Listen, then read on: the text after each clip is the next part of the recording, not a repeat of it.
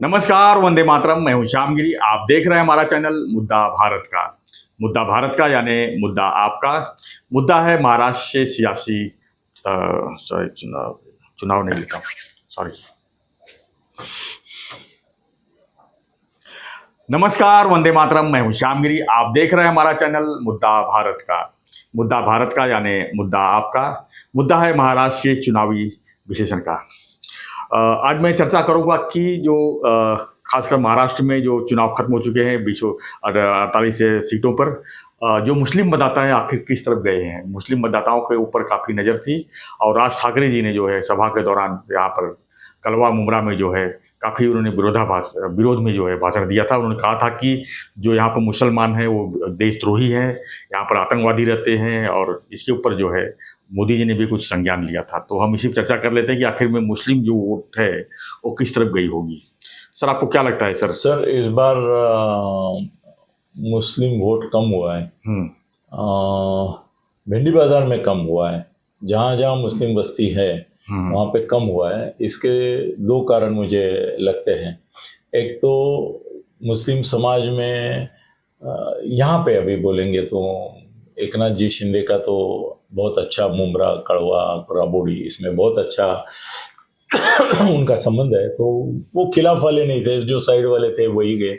खिलाफ वालों को थोड़ा सा डर लग रहा था कि हमारे ऊपर ऑलरेडी देशद्रोह का ठप्पा लगाया है और ये लड़ाई अभी हिंदू और मुस्लिम की नहीं होनी अगर चाहिए जी, तो हमको, क्योंकि सर कैसे है ना कि बाद में पता चलता है कौन से वार्ड में भी कितना वोट गया, कितना असेंबली में कितना गया, तो उससे लोग अंदाजा लगता है अच्छा ये हमारे खिलाफ गए क्या, फिर देखते हैं इनको।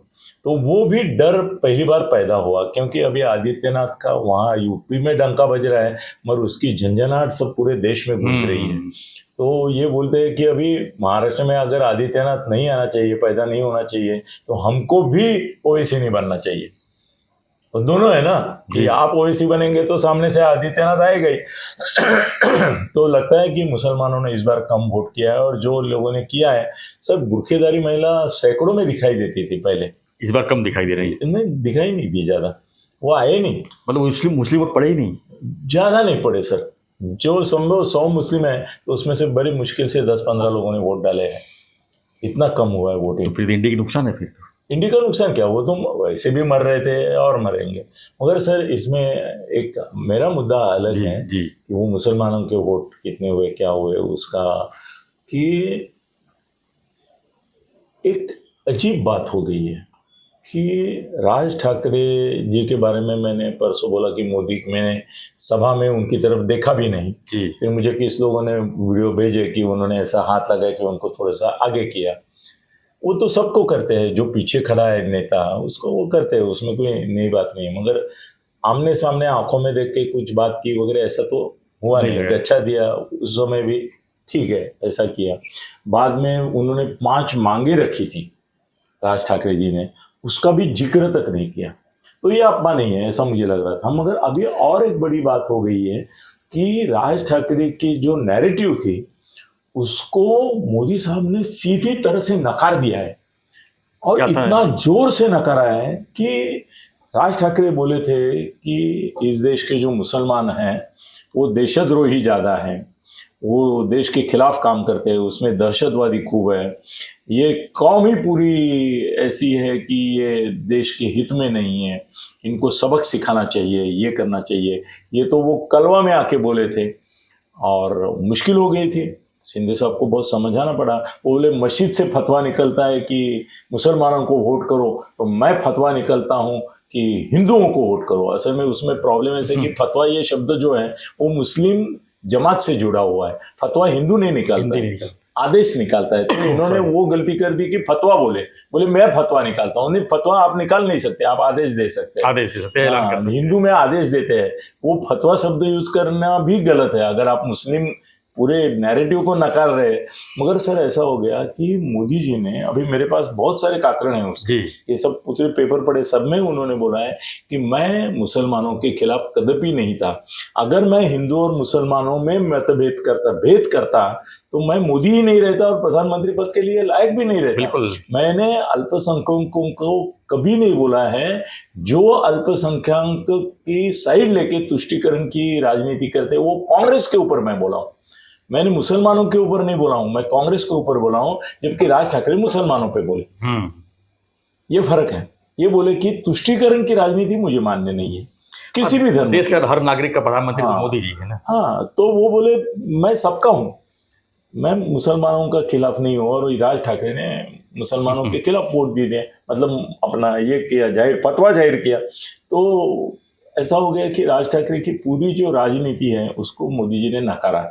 अब मुश्किल ये होती है कि अभी सर बम्बई में हम देखे, थाना में देखे, कल्याण में देखे, मनसे वाले कहीं नहीं दिखाई दिए अपने। हाँ, कहीं एक्टिव दिखे नहीं, कहीं एक्टिव नहीं दिखाई दिए। तो उन्होंने खाली खड़े थे। नेता भी शांत हो, कार्यकर्ता भी शांत थे। हाँ, वो एकदम बिल्कुल एक्टिव नहीं थे। तो ये देखा होगा बीजेपी वालों ने, शिवसेना, शिंदे गुटों ने भी देखा होगा कि ये एक्टिव नहीं है किधर।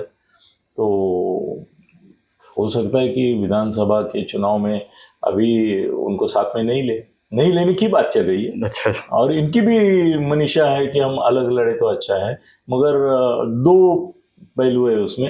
मगर मेरे को लगता है कि राज ठाकरे ने जो मुसलमानों के खिलाफ ये की, बगावत की, विद्रोह किया और उनको एकदम नकारा, तो मोदी ने स्वीकारा। तो ये बड़ी एक गैप हो गई। इसका नुकसान शायद मनसे को ज़्यादा होगा। और अगली बार वो पहले उनको बोलेंगे भाई मुसलमानों के खिलाफ मत बोलो, उत्तर भारतीयों के खिलाफ मत बोलो। दोनों बोला उन्होंने, दोनों बोला। तो अगली बार इसका परिणाम ये होगा कि अगले जो महायुति होगी उसमें मनसे नहीं होगी सर, ऐसा लग रहा है। हाँ, नहीं होगी पक्का। वैसे तो विधानसभा चुनाव तो बहुत कुछ बदलने वाला है मेरे को लगता है, क्योंकि 4 तारीख जो है बहुत कुछ कहेगा। हाँ, 4 तारीख जो है। और कैसे होगा ना, मुंबई में सबके सब सीटें महायुति जीत रही है, ये बोलेंगे मनसे की वजह से जीत गए। और वो बोलेंगे किसी का संबंध है, हमारे ऊपर जीत गए। एकनाथ शिंदे कबूल करने वाले क्या कि थाना की सीट और कल्याण की सीट मनसे की वजह से आई? कभी नहीं करेंगे। बीजेपी क्यों करेगी? नहीं करेगी ना, वो भी नहीं करेंगे। वो बोलेंगे हम हमारे बलबूते पर आए, आपने 19 में विरोध किया, तब हमारा नुकसान कहाँ हुआ? तो आपका फायदा क्या हुआ? फायदा भी नहीं होता है, नुकसान है, न जमियत न खर्चत, ऐसे हैं आप। तो सर ये श्रेयवाद के ऊपर भी लड़ाई होने वाली है इनकी। ये बोलेंगे देखो हमारे 2 लाख वोट थे, हमारे 3 लाख वोट थे, हमारे 1 लाख वोट थे, वो 19 का नहीं, उसके पहले का 2009 वाला देंगे जिसको अभी हो गए जमाना हो गया। उस समय तो उनके 12-13 विधायक भी तो थे। हाँ, नहीं, वो अलग बात थी सर। अभी ये झगड़ा बढ़ेगा मनसे का और इसका, और मोदी ने नकार दिया मुसलमानों का, उसकी वही धक्का राज जी को बहुत जोर से लगेगा। वो बोलेंगे कि भाई मैंने तो मुसलमानों के खिलाफ जिहाद छेड़ा, धर्मयुद्ध छेड़ा, जिहाद नहीं। अब तो सर तो वो तो मोदी ने धर्मयुद्ध कैंसिल कर दिया। मुस्लिमों के लिए नए चेते आए हैं ना, उद्धव जी आ गए हैं एकदम। हाँ, वो नया ऑप्शन है। राज ठाकरे खिलाफ बोले तो ये साइड में है। अभी मसीहा वही है, उद्धव ठाकरे ही है। इसलिए मुसलमानों का बम्बई में भी वोटिंग कम हुआ है। मतलब उद्धव जो डर रहा है, रो रहा है, वो इसीलिए रो रहा है। जी सर, राज ठाकरे आगे नहीं होंगे साथ में, ऐसा दिख रहा है।